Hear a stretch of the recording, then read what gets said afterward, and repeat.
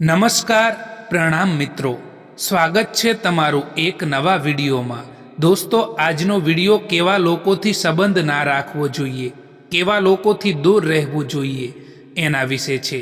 ચેનલમાં નવા હોવ તો લાઈક, શેર અને સબસ્ક્રાઈબ જરૂર કરો અને વિડીયોને અંત સુધી જરૂર જુઓ જેથી પૂરતી માહિતી મળી શકે।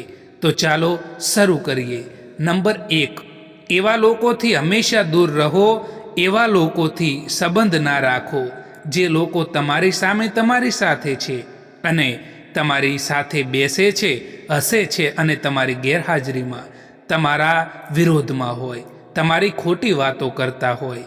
નંબર 2, કોઈને એટલો પણ હક ના આપશો કે તમને જ તકલીફ થઈ જાય અને કોઈને પણ એટલો સમય પણ ના આપો કે એમને અભિમાન આવી જાય। નંબર 3, જેમને તમારા દર્દની કોઈ કિંમત જ ના હોય, જે વ્યક્તિ તમારા દર્દની કિંમત ના સમજી શકતા હોય, જે વ્યક્તિ તમારા દર્દને જાણી ના શકે, એ વ્યક્તિ સામે ક્યારેય પણ ફરિયાદ કરવાનો કોઈ મતલબ નથી હોતો।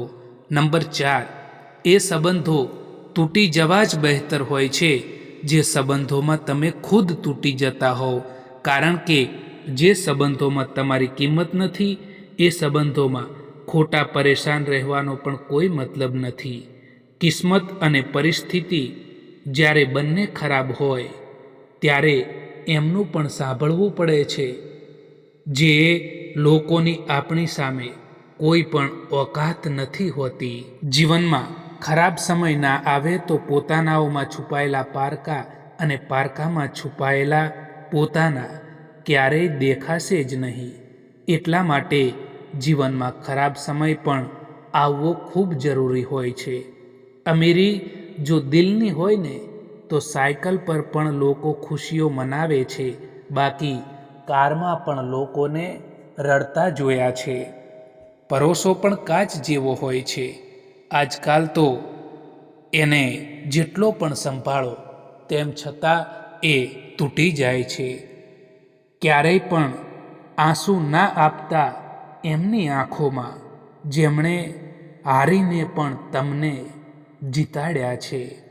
જ્યાંથી અંત થયો હોય ને ત્યાંથી જ નવી શરૂઆત કરો, કારણ કે જે મળવાનું હોય છે ને તે હંમેશા ગુમાવ્યા કરતાં સારું જ હોય છે, એ હંમેશા યાદ રાખજો।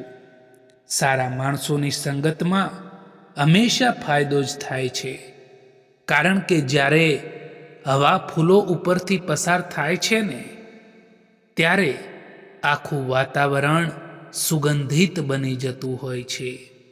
જેમણે તમારા દર્દનો અહેસાસ પણ ના થાય, જેમને તમારા દર્દની કોઈ કિંમત ના હોય, એમની સામે તમારું દુઃખ, તમારું દર્દ, તમારી વેદનાને બતાવવાનો કોઈ પણ ફાયદો નથી।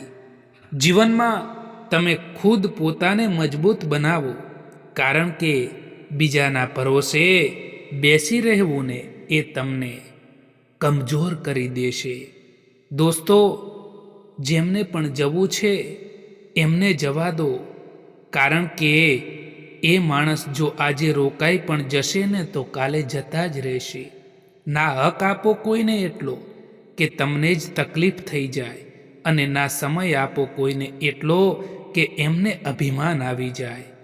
કારેલાથી કડવા લોકો કેટલીક વાર મુસીબતમાં કામ આવી જાય છે અને ખાંડથી પણ મીઠા લોકો દગો આપી જતા હોય છે।